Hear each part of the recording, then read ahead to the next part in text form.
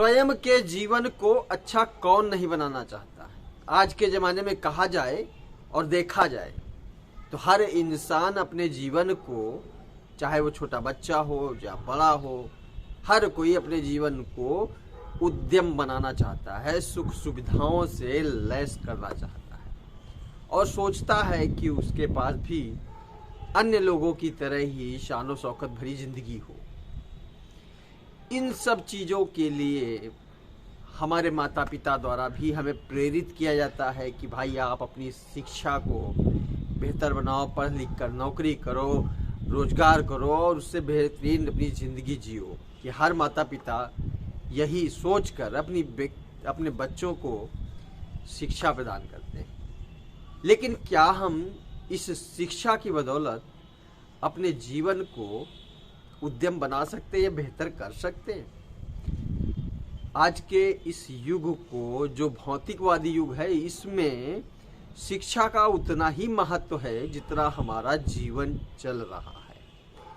भाई आप शिक्षित हो गए, कापी किताबों का अध्ययन कर डाला, ढेरों किताबें पढ़ डाली, ढेरों डिग्रियां ले डाली, तो इनसे केवल आप जीवन जीने योग्य बन सकते हो। लेकिन क्या आप इस तरीके के चरित्र का निर्माण कर सकते हो कि लोग आपको फॉलो करें? इस तरीके के चरित्र के लिए आपको अपने आप में बदलाव लाना पड़ेगा। भाई देखो, इस संसार में पहली सीढ़ी को विचार न करते हुए दूसरी सीढ़ी को पाने की कोशिश करते हैं लोग। कैसे?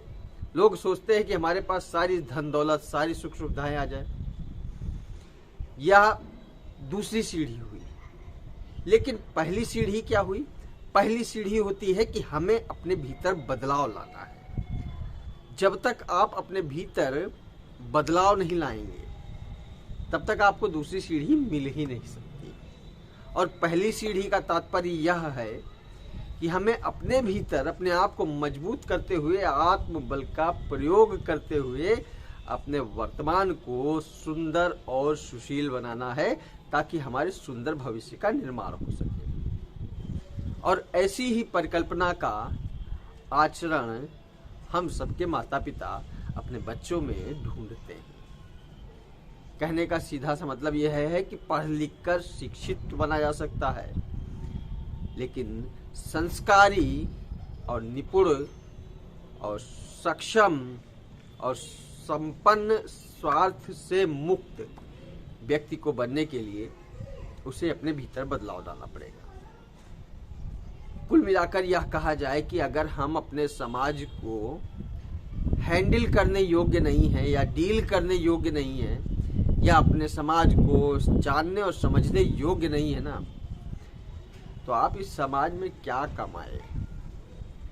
कुल मिलाकर अगर संस्कार नहीं है तो आपके शिक्षित होने का कोई मतलब नहीं है।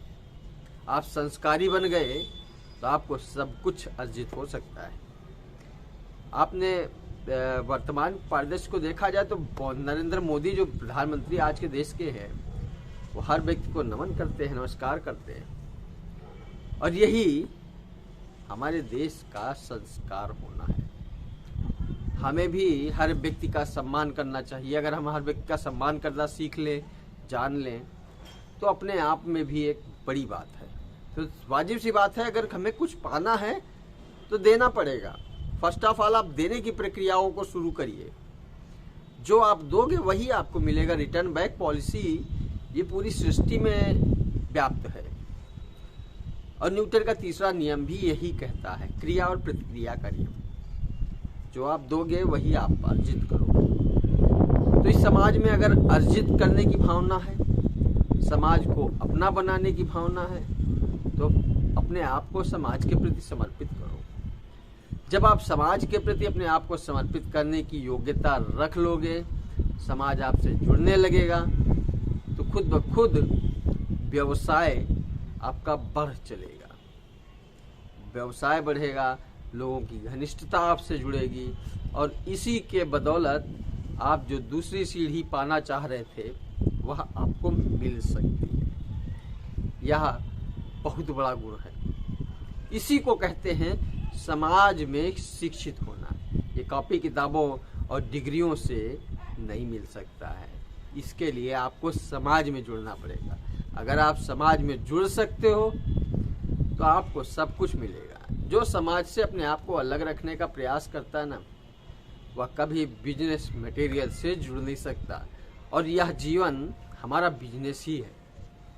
हर जगह से हमें लेन देन की प्रक्रिया करनी पड़ती है, अपनों से भी लेन देन का प्रक्रिया करनी पड़ती है। अगर आप चाहते हो कि आपके अपने अपने बने रहें तो उन्हें प्रेम देना पड़ेगा, तो ही आपको प्रेम मिलेगा। तो ये लेन देन की प्रक्रिया हर जगह व्याप्त है। उम्मीद है कि इस लेन देन की प्रक्रिया को आप समझ गए होंगे। आने वाली वीडियो के लिए वंदे मातरम।